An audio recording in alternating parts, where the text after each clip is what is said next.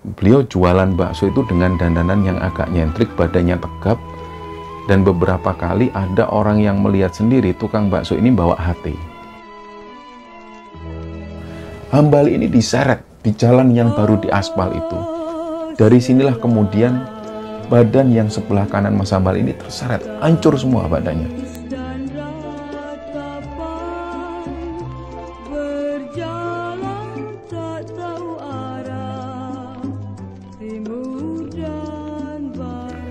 Bismillahirrahmanirrahim. Assalamualaikum warahmatullahi wabarakatuh. Sobat Kembara Sunyi dimanapun teman-teman berada, pada kesempatan kali ini kami akan membagikan cerita yang dikirim oleh Sobat Kembara yang bernama Mas Pugu yang asalnya dari Surabaya, Jawa Timur. Sebelum kita masuk ke ceritanya, untuk teman-teman yang nonton tayangan ini dan belum subscribe, jangan lupa untuk subscribe lebih dulu agar channel Kembara Sunyi ini lebih berkembang lagi dan kami lebih bersemangat lagi dalam membuat konten-konten terbaru di Kembara Sunyi. Dan untuk teman-teman yang telah mendukung kami sejauh ini, kami mengucapkan terima kasih banyak. Semoga amal kebaikan teman-teman dibalas kebaikan berlipat oleh Allah Subhanahu wa Ta'ala.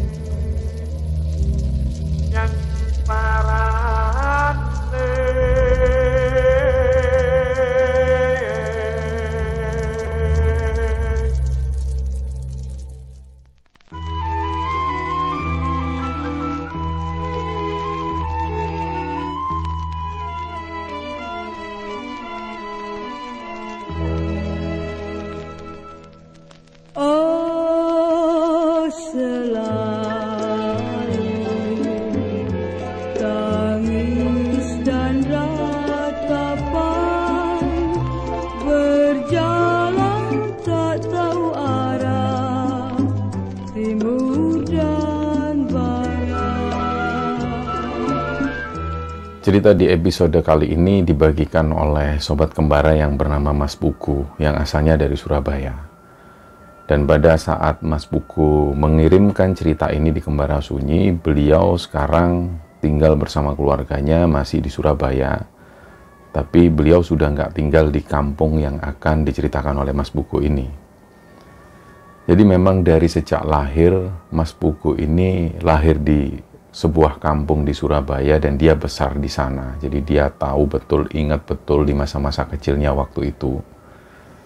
Kalau bisa digambarkan, jadi Mas Pugu ini mengirim cerita kepada kami, beliau ini sempat menggambarkan kayak semacam coret-coretan untuk menggambarkan situasi kampungnya atau lokasi kampungnya. Di kampung Mas Teguh di Surabaya itu, kampungnya ini ada di dekat jalan raya. Jalan raya ini nggak terlalu besar. Jalan ini bisa dilewati sebuah mobil dan di situ ada gang. Dan ketika masuk di gang tersebut, ini disebut gang utama. Tapi gang utama ini bisa dilewati motor, tapi motor harus turun. Jadi ada tulisan pengendara motor harap turun. Apalagi di masa-masa itu, di masa-masa Mas Pugu masih kecil. Kalau sekarang-sekarang ini kabarnya kampungnya yang dulu itu sudah bisa dilewati motor, artinya sudah bisa dikendarai. Di zaman-zaman Mas Pugu masih kecil, motor ini harus dituntun, pengendara harus turun karena jalan atau gang utama ini nggak terlalu besar dan banyak anak-anak kecil yang bermain di sana. Nah, ketika memasuki gang utama ini, kanan kiri ini banyak rumah-rumah penduduk, tapi selain itu juga di beberapa rumah ini di sampingnya itu ada gang kecil yang menghubungkan ke gang yang satunya lagi. Nah, tapi gang penghubung ini itu masih ada rumah-rumah kecil.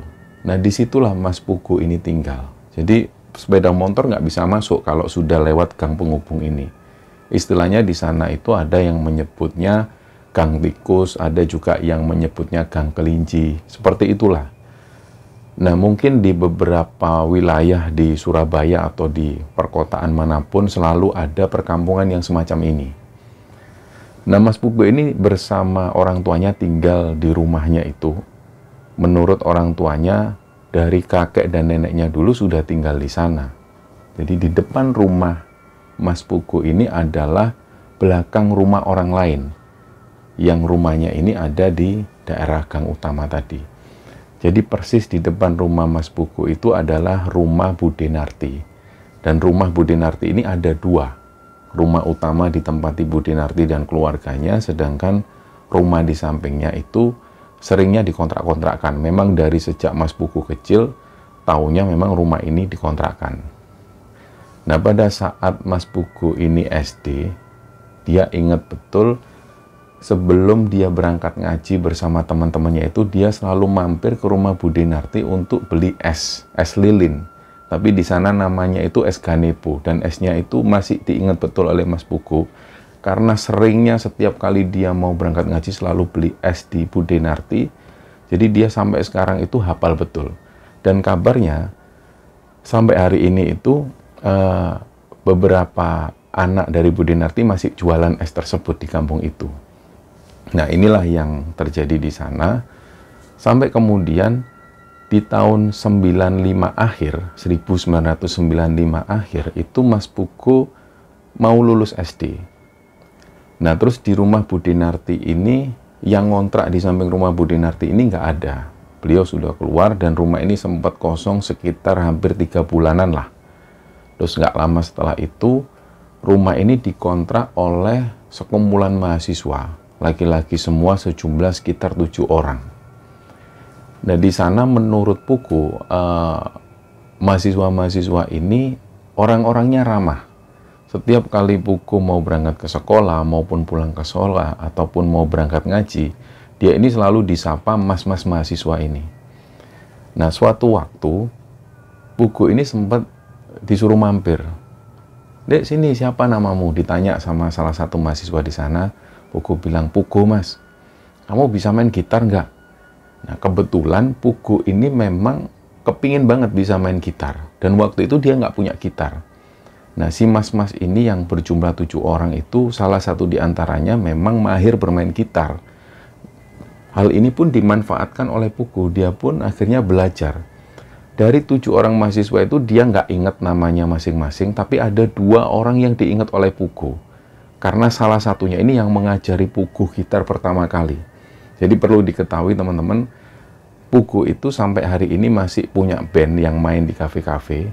Dia megang instrumen alat gitar, dan dari mas inilah dia belajar gitar untuk pertama kalinya. Jadi jasa dari mas-mas mahasiswa itu sangat besar sekali untuk kehidupan Pugu. Karena sampai hari ini dia mengisi acara di kafe-kafe itu juga menghasilkan pendapatan. Nah, kita kembali ke cerita yang tadi. Jadi mahasiswa tersebut bernama Mas Hambali yang diingat oleh Pugu, dan yang satunya lagi yang diingat namanya Mas Gunadi. Lainnya dia agak lupa. Tapi kalau dia ketemu dengan wajah-wajahnya, dia mungkin masih ingat. Tapi 2 orang mahasiswa ini yang diingat, terutama Mas Hambali. Mas Hambali itu tampilannya nyentrik, celana jeans sobek-sobek, rambutnya gondrong agak keriting, dan beliau itu orangnya ramah. Jadi dari Mas Hambali inilah Pugu belajar gitar untuk pertama kalinya. Dia diajari kunci atau chord G dan E minor. Dari situlah Pugu sering banget main menuju ke rumah kontrakan ini. Nah, selanjutnya kita sebut rumah kontrakan ini dengan nama rumah pergerakan. Ternyata belakangan hari ketika Pugu itu dewasa, dia baru menyadari bahwa mahasiswa-mahasiswa yang ada di sana adalah mahasiswa pergerakan atau aktivis-aktivis yang memperjuangkan demokrasi Indonesia di tahun 98. Nah, waktu itu Pugu belum ngeh tentang yang seperti itu. Dia taunya mas-mas ini adalah mahasiswa yang kuliah di kampus, mereka itu pinter-pinter. Beberapa yang lain ini juga mengajari anak-anak yang ada di sana yang seusia Pugu. Dari situ kemudian orang tua yang ada di sana ini menginginkan anak-anaknya diajari oleh Mas Gunadi. Nah, Mas Gunadi ini sering ngajari anak-anak seperti soal-soal matematika, soal apapun itu. Sampai pada akhirnya Mas Gunadi ini diminta oleh orang tua anak-anak yang di sana untuk ngajari anak-anak mereka. Dan mereka ini ya karena awalnya mereka cuma sukarela, jadi Mas Gunadi nggak menerapkan tarif khusus. Singkatnya seperti itu. Sedangkan untuk Mas Hambali sendiri, dia kemudian karena beliau ini juga mahir bermain gitar, beliau pun juga dimintain tolong oleh beberapa orang tua yang kepingin anaknya bisa main gitar. Nah, waktu itu nggak hanya Pugu muridnya, ada sekitar 3 orang anak-anak yang lain. Nah, jadi ibunya Mas Pugu ini, beliau itu jualan nasi. Bapaknya Pugu kerjanya di bengkel motor. Dan pada waktu itu ibunya Pugu ini masak itu hanya yang beliau ingin masak.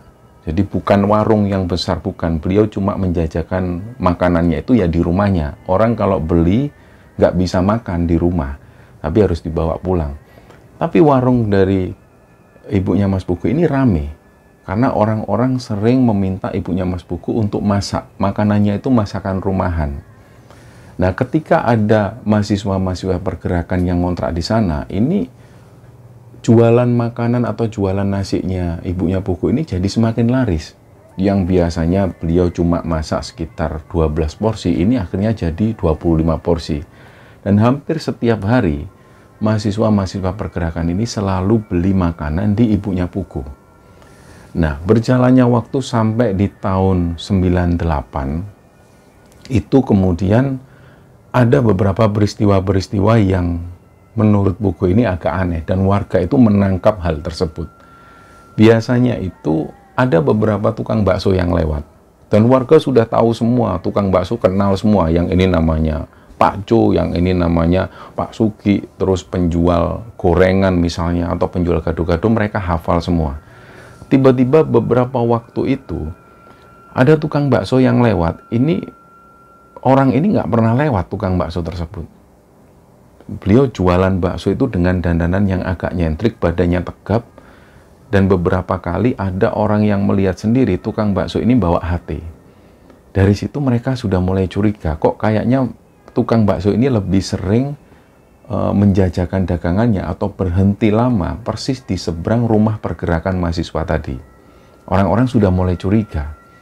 Nah, ada kemudian kabar yang tersebar bahwa mahasiswa-mahasiswa ini yang tinggal di rumah kontrakan itu, mereka ini melakukan aksi melawan pemerintah. Karena warga ini pemahamannya awam soal politik, soal pengetahuan-pengetahuan yang semacam itu, ada beberapa warga yang terprovokasi.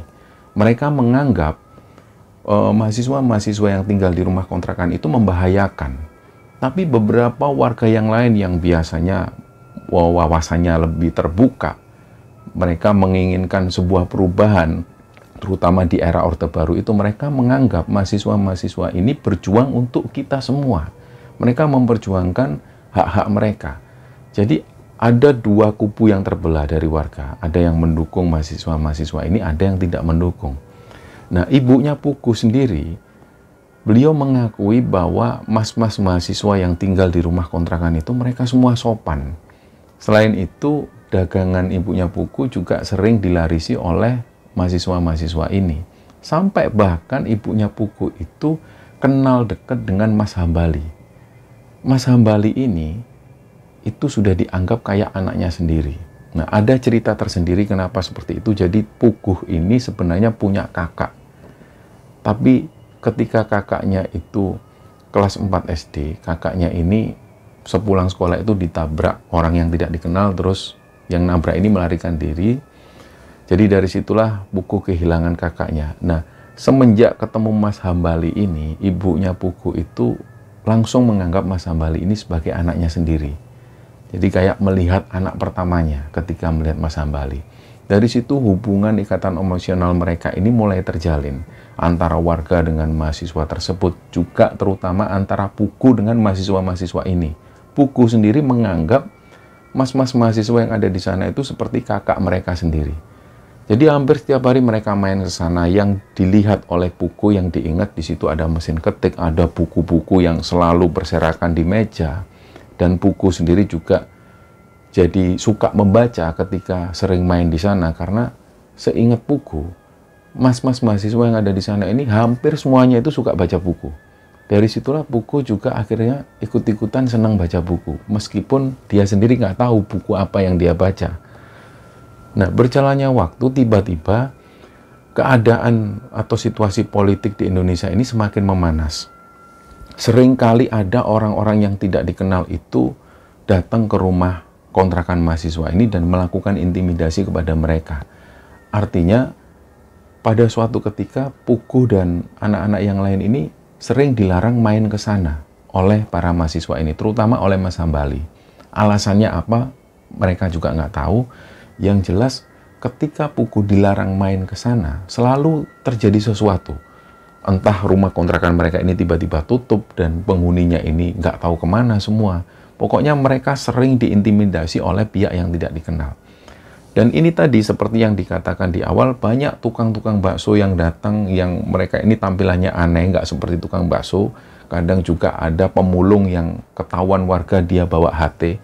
Terlihat bahwa orang-orang ini sengaja memata-matai rumah kontrakan mahasiswa tersebut. Jadi situasi semakin mencekam, terutama di tahun 98. Nah, suatu ketika, beberapa hari sebelum para mahasiswa ini kabur dari rumah kontrakan itu, ibunya Pugu itu sudah merasakan firasat yang buruk. Jadi awalnya itu mereka ini sering makan di rumah ibunya Pugu, sering pesan makanan. Tiba-tiba 5 hari terakhir mereka sudah nggak pesan makanan. Nah, hal ini membuat ibunya Pugu itu bertanya-tanya, terus akhirnya menghampiri ke rumah kontrakan tersebut. Waktu itu beliau ditemui oleh 1 orang mahasiswa, sedangkan yang lain nggak ada di sana. Jadi memang yang menghuni di rumah kontrakan ini ada 7 mahasiswa. Tapi setiap siang itu selalu banyak berdatangan mahasiswa-mahasiswa yang lain. Perempuan, laki-laki semua kumpul di sana untuk ngobrol, diskusi, dan lain sebagainya. Tapi beberapa waktu terakhir itu, tiba-tiba kondisi kontrakan ini sepi, hanya tinggal 1 orang yang tersisa, tapi keadaan kontrakan ini selalu tertutup. Dan waktu itu ibunya Pugu menemui langsung 1 orang mahasiswa ini, dan pengakuan dari ibunya Pugu, beliau nggak kenal siapa mahasiswa ini, nggak pernah ada di sana. Tapi si mahasiswa ini bilang, ibu ini teman-teman sudah nggak di sini semua karena situasinya bahaya. Ini banyak yang ngawasi, Bu. Ibu tahu sendirilah, ini kondisinya mencekam, jadi teman-teman kabur untuk sementara. Oh ya, aku kalau mau hubungin Hambali gimana ya? Ibu sudah kangen ini, ibu sudah sering masakin masakan kesukaannya Hambali. Terus si mahasiswa ini bilang, Ibu, saya nggak bisa menjelaskan kondisi teman-teman ada di mana sekarang. Takutnya bocor. Nantilah, kalau situasi sudah membaik, pasti saya sampaikan. Oh ya sudah. Setelah itu ibunya Pugu ini kembali pulang. Ternyata setelah saat itu, mereka nggak pernah lagi melihat Hambali, Gunadi, dan lain sebagainya ini kembali ke rumah kontrakan tersebut.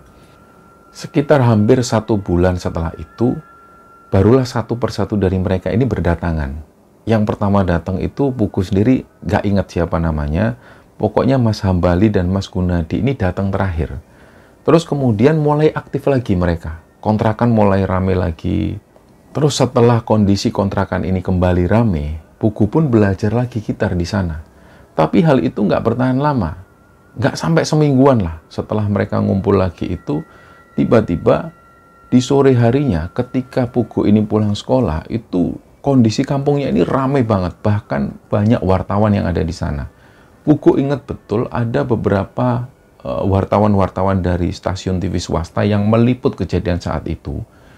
Jadi para aktivis-aktivis mahasiswa ini digerebek, nggak tahu siapa yang menggerebek, dan beberapa di antaranya ini sudah kabur lebih dulu. Dan pada hari itu juga rumah kontrakan ini disegel, tidak boleh digunakan lagi, dan bahkan mereka ini tercoreng namanya. Banyak beberapa warga yang awalnya sudah nggak setuju dengan keberadaan mereka, ini semakin benci. Tapi tidak dengan orang-orang yang lain yang mereka tahu akhlak dan juga adab mereka. Jadi seperti ibunya Pugu dan orang-orang yang lain yang sudah mengenal para mahasiswa ini dengan baik, mereka tidak terprovokasi dengan itu. Mereka masih memandang mahasiswa-mahasiswa ini adalah agen perubahan. Mereka orang-orang baik. Tapi mulai hari itu, kondisi kontrakan ini ditutup. Dan pemilik kontrakan yaitu Bu Dinarti ini diajak ke kantor polisi untuk dimintai keterangan. Nah, pengakuan di belakang hari Bu Dinarti itu ditanya-tanya kenapa bisa menerima mahasiswa-mahasiswa ini. Mereka ini berbahaya dan lain sebagainya. Tapi Bu Dinarti sering menjelaskan ke pihak kepolisian bahwa anak-anak ini baik-baik semua. Bahkan mereka itu juga ada yang sholatnya di masjid. Terutama Mas Gun itu, Mas Gunadi, orang yang berkacamata ini. Setelah itu hampir sekitar 5 jam Bu Dinarti diinterogasi, Bu Dinarti dipulangkan lagi. Intinya Bu Dinarti ini nggak boleh menyediakan tempat lagi untuk mahasiswa-mahasiswa tersebut. Jadi rumah itu disegel. Nah, setelah itu Pugu merasakan kondisi di sekitar sana ini mulai sepi. Anak-anak yang biasanya ngumpul di rumah kontrakan tersebut ini nggak punya tempat lagi untuk ngumpul. Pugu yang biasanya diajari gitar oleh Mas Hambali ini, dia sudah bingung harus belajar kemana. Nah, untungnya waktu itu Pugu ini sudah mulai bisa beberapa chord, bahkan dia sudah bisa menyanyikan lagu dengan gitar, ada sekitar beberapa lagu. Ini juga hasil pembelajaran dari Mas Hambali waktu itu. Nah, Pugu kemudian menyadari, mungkin ini adalah situasi politik yang terjadi saat itu. Dia baru paham ketika dia ini dewasa. Jadi ternyata Mas Hambali, Mas Gunadi, dan lain sebagainya ini adalah aktivis-aktivis pergerakan yang memperjuangkan demokrasi di Indonesia, terutama di era Orde Baru. Terus akhirnya setelah 2 bulan berjalan, rumah kontrakan ini sepi, mereka mendengar kabar tentang beberapa aktivis-aktivis yang diculik, aktivis mahasiswa yang melakukan demo yang diculik, yang mereka ini nggak tahu keberadaannya di mana. Nah, banyak orang-orang kampung itu yang was-was. Mereka memikirkan betul, itu anak-anak kemana? Kasihan banget. Jangan-jangan mereka ikut-ikutan diculik kayak yang ada di TV-TV itu, yang ada di koran-koran. Karena mereka ini nggak mendengar kabar tentang Hambali, Gunadi, dan teman-teman yang lain. Mereka nggak dengar. Jadi kayak seolah-olah mereka ini lenyap. Nah, terus tiba-tiba pada satu malam, sekitar jam 1:30 dini hari, ibunya Mas Pugu karena terbiasa bangun di jam-jam seperti itu untuk masak makanan, tiba-tiba ada yang ngetuk pintu, dok, dok, dok, ketukannya pelan banget. Terus ibunya Pugu ini curiga, siapa kok jam segini ngetuk-ngetuk pintu? Apa ada yang meninggal? Nah, dibukakanlah pintunya. Ternyata disitulah ibunya Pugu melihat Mas Hambali yang berdiri di depan rumah sambil beliau ini bawa tongkat. Dan kondisinya itu benar-benar parah. Sampai waktu itu ibunya Mas Pugu ini nangis ngelihat kondisi Mas Hambali yang seperti itu. Dengan kondisi yang ibunya Mas Pugu ini nangis histeris, dia ini disuruh menghentikan tangisnya oleh Mas Hambali supaya nggak ketahuan orang-orang yang lain. Akhirnya Pugu pun dibangunkan. Nak, ada Mas Hambali, nak, ada Mas Hambali. Pugu itu nggak percaya. Mas Hambali di mana, Bu? Itu, tapi jangan rame-rame. Jadi Mas Hambali ini dipersilakan masuk ke rumah Pugu. Disitulah Pugu itu melihat wajah Mas Hambali ini yang bagian kanan ini sudah hancur. Artinya sini sudah berdarah-darah, sudah luka semua. Mau ngomong itu sudah nggak bisa. Kaki yang sebelah kanan juga sudah hancur, katanya sudah nggak bisa digerakkan lagi. Bajunya sobek-sobek, masih penuh darah. Disinilah Mas Hambali itu cerita bahwa pada satu kesempatan Mas Hambali ini sudah berusaha lari dari Surabaya. Tiba-tiba dia diculik oleh beberapa orang, dia juga nggak kenal siapa, dimasukkan ke dalam mobil van, terus kemudian dibawa ke suatu tempat yang sekarang tempat ini bernama Krian. Dulunya di Krian itu masih sepi, nggak seperti sekarang. Terus kejadian selanjutnya, Hambali ini diturunkan dari mobil setelah sebelumnya dia dipukul habis-habisan, disuruh mengakui bahwa dia itu tidak bersalah. Tapi Mas Hambali nggak mau mengaku. Dia disuruh ngaku, mana teman-temanmu, dia nggak mau ngomong sedikit pun. Akhirnya Mas Hambali ini dilempar keluar, tapi dengan kondisi kaki ini yang sudah terikat tali tambang. Terus disinilah kejadian yang benar-benar menyesakkan dada dari ibunya Pugu. Hambali ini diseret di jalan yang baru diaspal itu. Dari sinilah kemudian badan yang sebelah kanan Mas Hambali ini terseret, hancur semua badannya. Pada saat itulah Mas Hambali ini sudah berpikir dia sudah nggak bisa hidup lagi. Karena benar-benar situasinya menyiksa banget. Dia nggak bisa ngomong, nggak bisa ngapa-ngapain. Dan untungnya hal ini gak berlangsung lama. Dia dimasukkan lagi dalam van. Terus kemudian dia diperjalankan lagi. Di sebuah persawahan, Mas Hambali ini dilempar. Nah mungkin apa yang ada di pikiran orang-orang ini, Mas Hambali ini sudah nggak bernyawa. Padahal Mas Hambali ini masih hidup.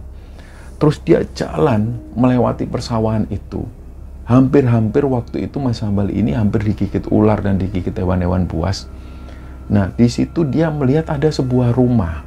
Disinilah Mas Hambali ditolong oleh sepasang suami istri, orangnya sudah tua, dia dikasih minum, dikasih makan.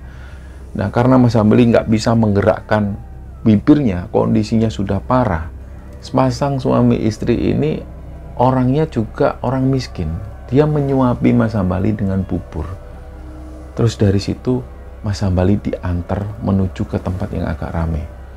Nah karena Mas Hambali ini merasa masih terancam, dia kemudian berjalan melewati persawahan, jalan-jalan yang sepi, dia cari tempat aman. Sampai kemudian dia berhasil menuju ke rumah Pak D-nya. Di rumah Pak D-nya ini pun Pak D-nya Mas Hambali juga takut menerima Mas Hambali. Karena musim-musim itu banyak yang mencari mahasiswa-mahasiswa atau aktivis-aktivis pergerakan. Jadi Mas Hambali jalan lagi. Dia jalan naik angkot itu sembunyi-sembunyi, bahkan dia pakai masker supaya nggak kelihatan orang. Dan tiba-tiba Mas Hambali itu kangen dengan ibunya Mas Puku, dengan masakan ibunya Mas Puku. Inilah akhirnya Mas Hambali berhasil menuju ke rumah ibunya Puku di malam hari. Dan itu pun nggak lama. Hanya sekitar 15 menit Mas Hambali cerita. Terus kemudian Mas Hambali pamit, Bu, kalau mboten saged lama-lama, saya nggak bisa lama-lama di sini, karena pasti ini nanti tercium, pasti nanti kedengaran orang, pasti ada mata-mata di sekitar sini, saya harus pergi. Nggak tahu kenapa, Pugu itu langsung nangis. Dia kayak nggak mau kehilangan Mas Hambali ini. Dia merasa Mas Hambali sudah kayak kakaknya sendiri. Dipeluklah Mas Hambali, Mas, jangan pergi Mas, jangan pergi Mas, aku masih pengen main gitar Mas. Wis tole, nanti kalau Mas sudah sehat lagi Mas pulang. Tapi Pugu merasa ini adalah pertemuan Pugu dengan Mas Hambali.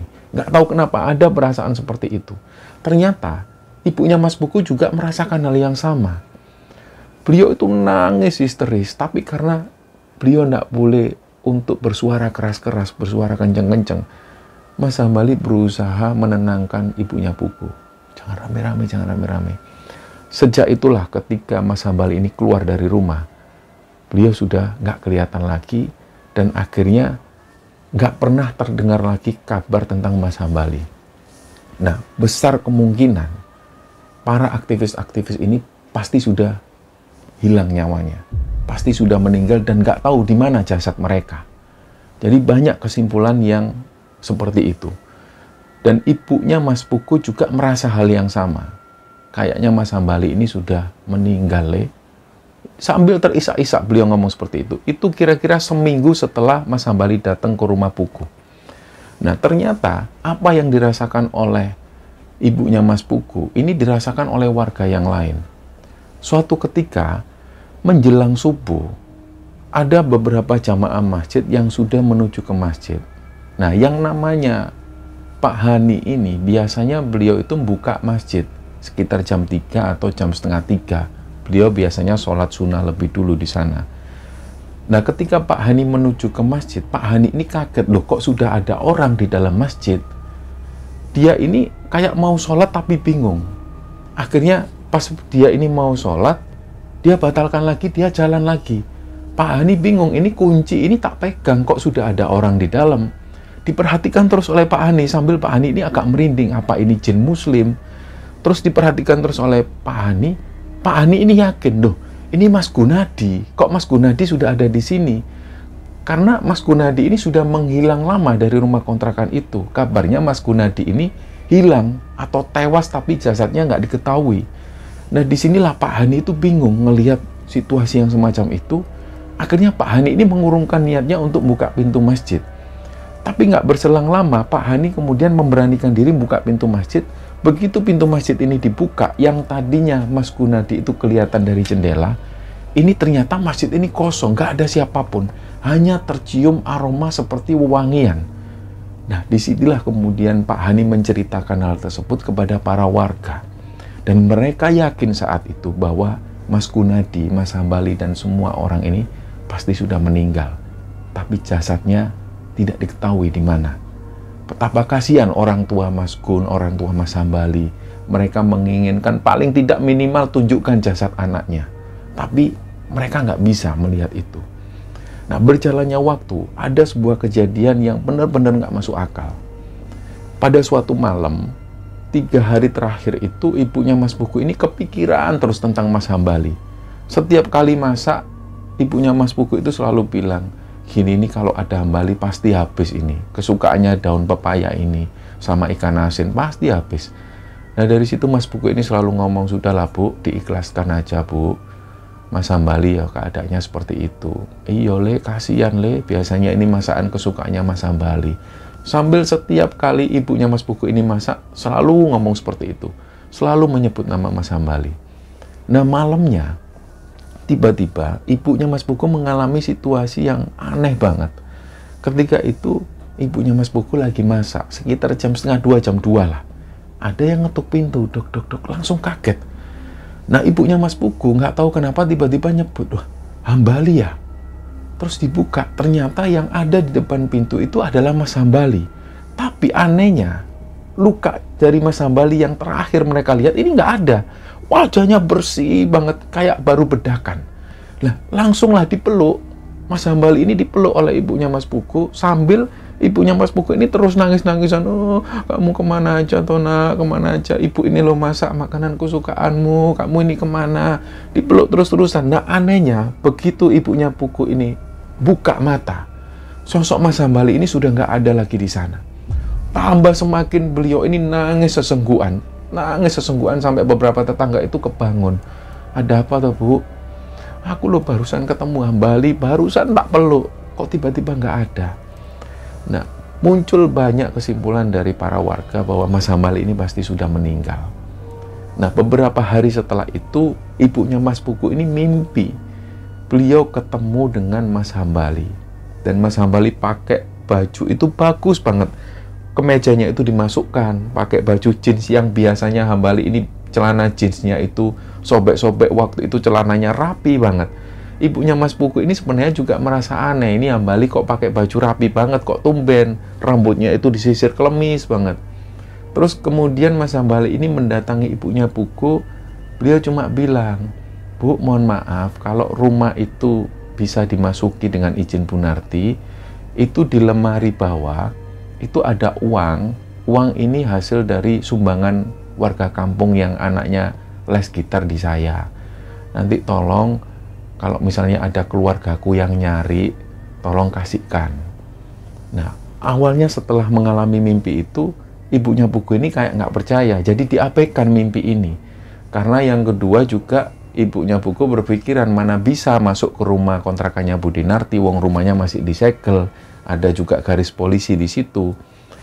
Nah, beberapa waktu setelah itu ternyata Bu Dinarti ini menemui ibunya Buku, ngobrol-ngobrol. Terus ibunya Buku ingat tentang mimpinya itu, disampaikanlah ke Bu Dinarti. Dan Bu Dinarti merespon hal ini, ya wis, nanti tak coba carikan di lemari. Nah, hal yang aneh terjadi lagi, bahwa memang benar di lemari bawah itu ada amplop. Amplop ini bertuliskannya Hambali. Dan di dalam amplop itu ternyata memang ada uang.